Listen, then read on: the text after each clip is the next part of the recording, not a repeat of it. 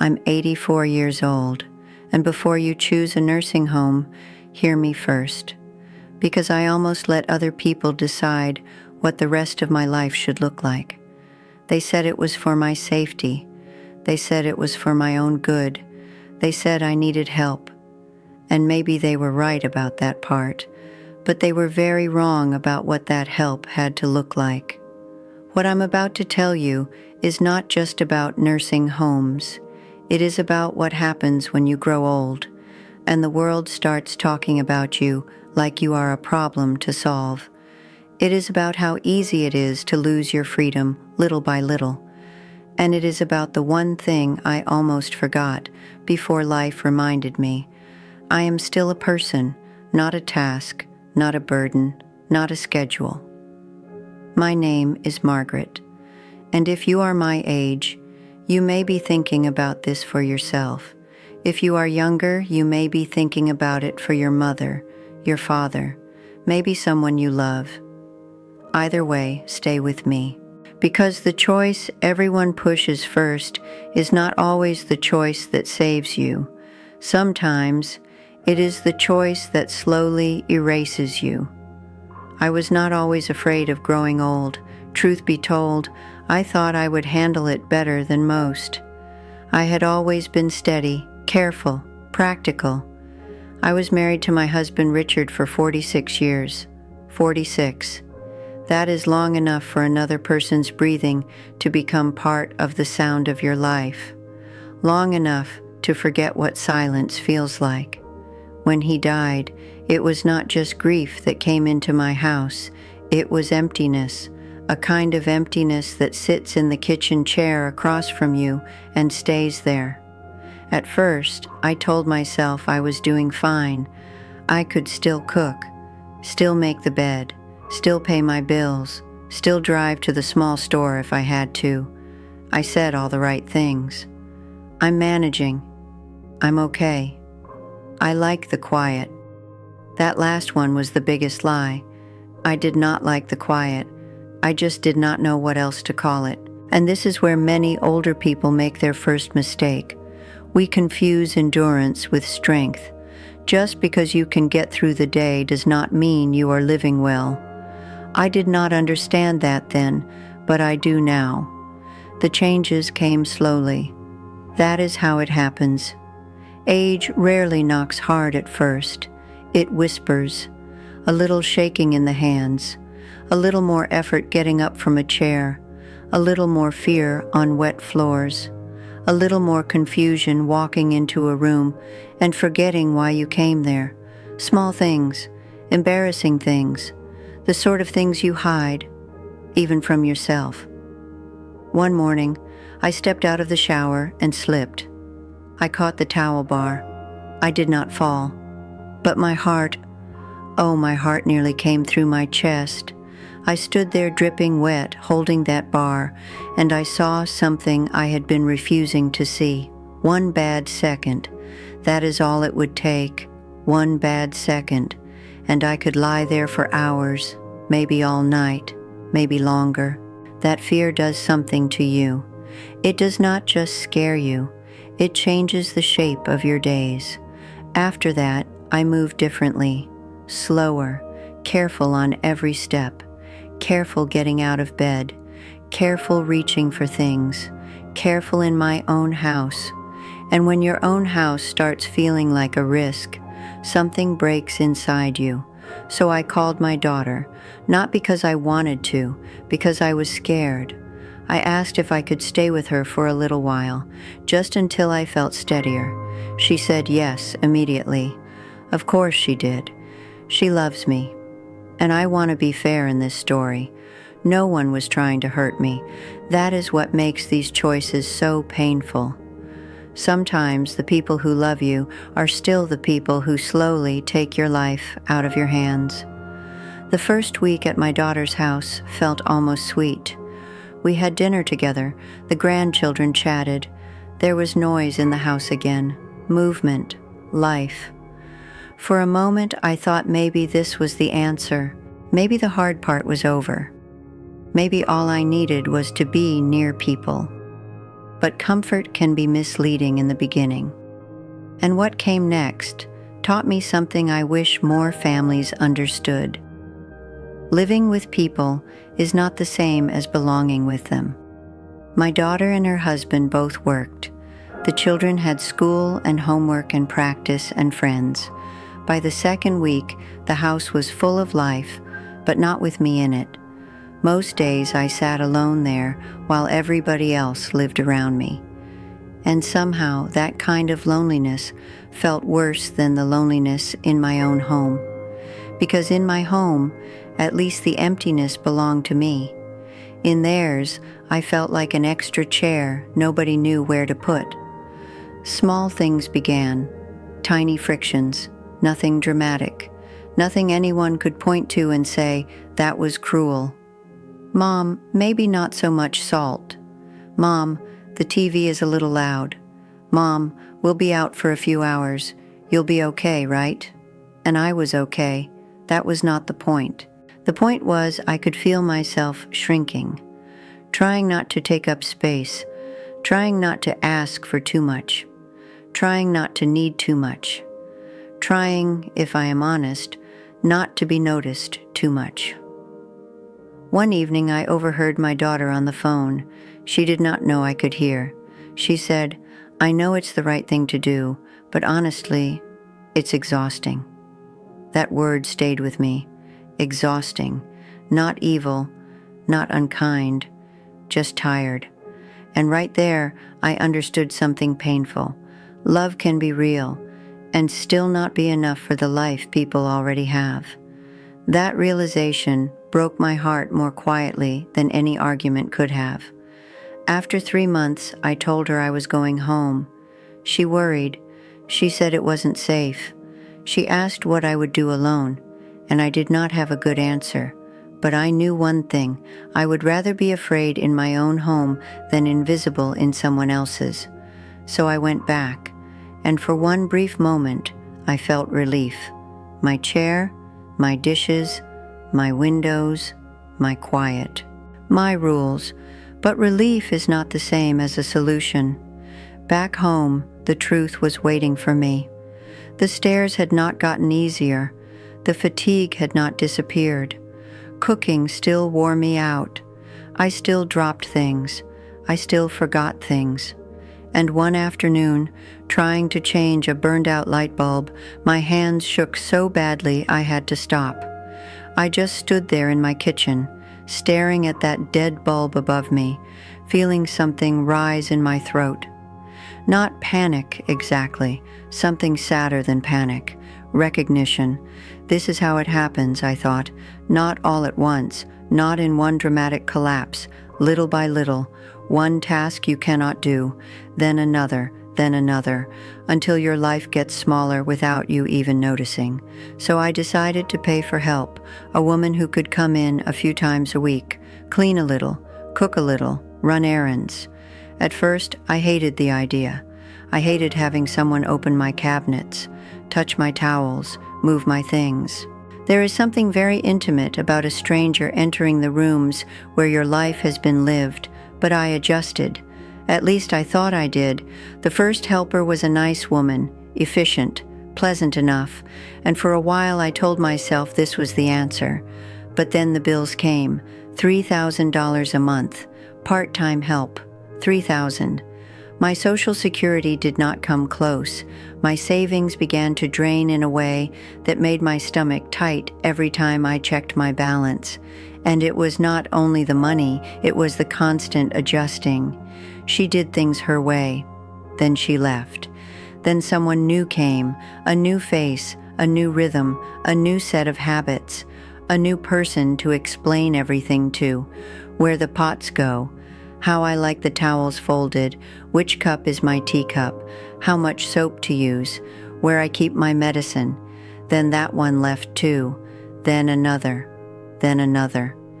I cannot tell you how exhausting it is to keep introducing yourself inside your own home, to keep training strangers to care for a life you spent decades arranging. And this is where most people make the biggest mistake. They think help is just help. It is not. Help that costs your peace has a cost beyond money. Eventually, I stopped the service. I told myself it was because of the expense. That was true, but it was not the whole truth. The whole truth was this: I felt like I was slowly becoming a project, managed, handled, scheduled, not seen. My daughter then found an assisted living place. Clean, good reputation, medical staff, safe. That word again, safe. It sounds so kind, doesn't it? Safe. But safety can become a cage very quickly when no one asks what you are losing to get it. I agreed to try it for a month because I was tired. Tired of deciding, tired of being scared, tired of failing at solutions. The first day I moved in, it did not feel like home. It felt like I had checked into a place built for old age itself. Clean walls, small room, everything practical, nothing mine. The first few days were manageable. People smiled, meals were served, residents played cards. There was routine. But routine is not always comfort. Sometimes it is just control with softer lighting. Breakfast at one time, lunch at another, dinner at 5. I have never eaten dinner at 5 o'clock in my life, but there I was, eating because that was when dinner happened. I like to read late, always have, but at night the lights dimmed in the hallway, and if your light stayed on too late, someone noticed. One evening I wanted fresh air. It was beautiful outside, cool and quiet. I headed to the door. A staff member stopped me. Outdoor time ended at 7. Outdoor time. At 84 years old. Do you understand what that does to a person? When you have lived 8 decades making your own choices, and then suddenly your choices are called policy violations. That place was not physically cruel. Let me be fair. No one screamed at me. No one starved me. No one struck me. But still, something in me began to disappear there. Because dignity does not only die through abuse, sometimes it dies through overmanagement, through being treated like risk before being treated like human. By the end of the 3rd week, I knew if I stayed there, I would be safe and miserable, comfortable and erased, protected, and no longer myself. So I called my daughter and said I was leaving. She reminded me I said I would give it a month. I told her, this is not living. And I meant it. I would rather struggle with my freedom than sit comfortably inside someone else's idea of what was best for me. So I left. And the day I walked out, the air did feel different. Lighter, but freedom without support is still heavy. Back home, the same problems were waiting. I still got tired, still had limits, still had fear, still had that long afternoon silence pressing against the windows. So for a few days, I did nothing. I sat, watched the street, thought about what was left, and to be honest, I felt close to giving up. Not giving up on life, giving up on finding a way to live it well. That is not the same thing, but it is close enough to frighten you. Then something small happened, and what happened next changed everything. I was walking to the small grocery store near my house, not the big one. I cannot do the big one anymore. Too much walking, too much carrying. But the small one, 3 blocks away, I could still manage. On the way there, I saw my neighbor Sarah, young woman, always rushing, always carrying too much on her face. She was on the phone, pacing, stressed, on the edge of tears.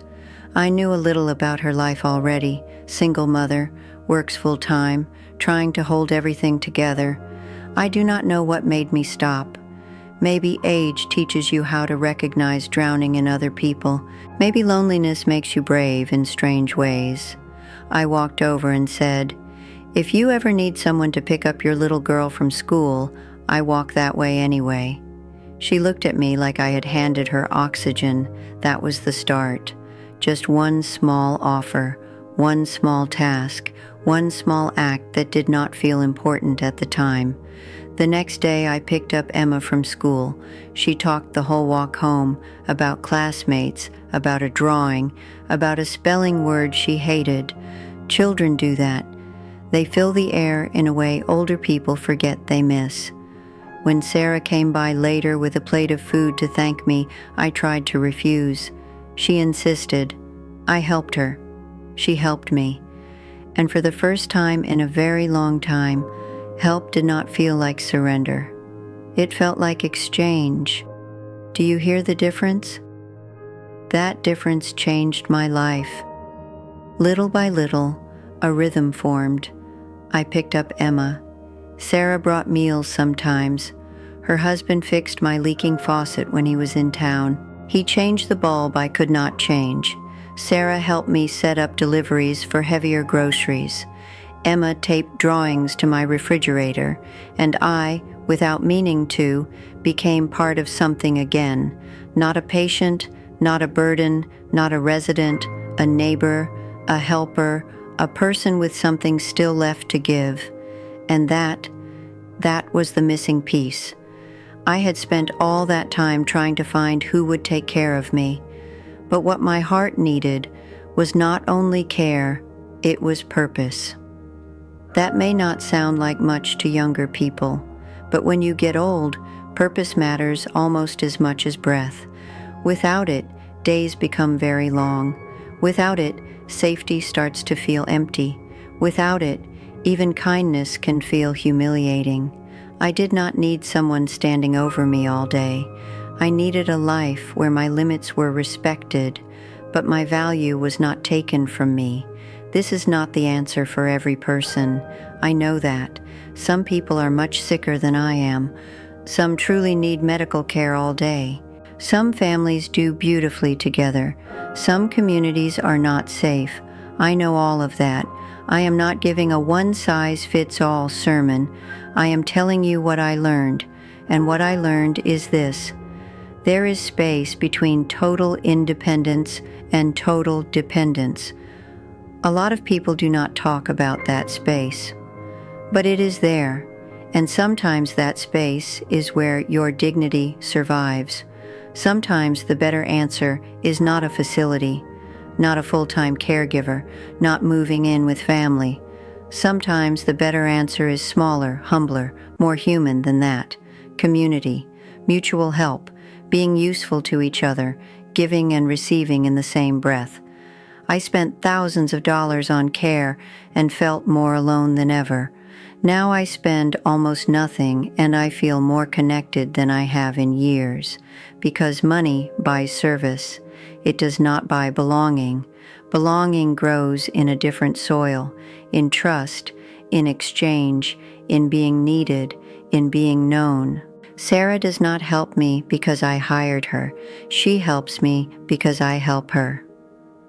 Emma does not smile when she sees me because it is a job. She smiles because children know when affection is real. And I did not understand it then, but I do now. The thing I feared most was not falling in the shower, not forgetting a word, not needing help. The thing I feared most was becoming unnecessary. That is a deeper fear, a quieter one, but for many older people, it is the real one. We can survive weakness. We can survive slower steps. We can survive pills and appointments and aching joints. But feeling like you no longer matter? That is the wound that ages people fastest. Now I still live alone. Yes, alone. But I am not isolated. There is a difference. I still have my chair, my kitchen, my timing, my windows, my teacup, my late reading, my freedom. And I also have people. People who knock, people who call, people who need me, people I need too. That is not perfect, but it is alive, and I would take alive over managed any day. Maybe one day things will change again. Maybe one day I really will need more than this. I am not foolish. I know that day may come. But I do not live in that day yet. I live in this one, and this one still belongs to me. That matters. It matters more than younger people understand. If you are listening as someone older, please hear me. Do not let fear make every decision for you. Do not let other people reduce your life to risk and policy and convenience. Yes, be honest about your limits. Yes, ask for help when you need it. Yes, be wise, but do not hand away your whole life too early. And if you are listening as someone worried about a parent, hear this too. Safety matters. Of course it does, but so do dignity, purpose, privacy, rhythm, and choice. An older person does not stop being a whole person just because they need help. Do not solve them like a problem. Listen to them like a life. That is the difference. At 84, I have learned that a good life in old age is not about pretending you need no one. It is about finding the right people, in the right way, without losing yourself in the process. Before you choose a nursing home, hear me first. Ask one more question. Look one level deeper. Think about what kind of help preserves life, not just extends it, because there is a kind of living that looks safe from the outside and feels empty on the inside.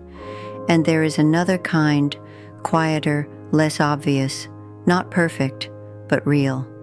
A life where you are still yourself, still needed, still able to give, still allowed to decide what makes a day worth waking up for. That is the life I almost lost. And that is the life I want you to protect. I am 84 years old. I have tried family. I have tried paid help. I have tried assisted living. And after all of that, the thing that saved me was not being taken over.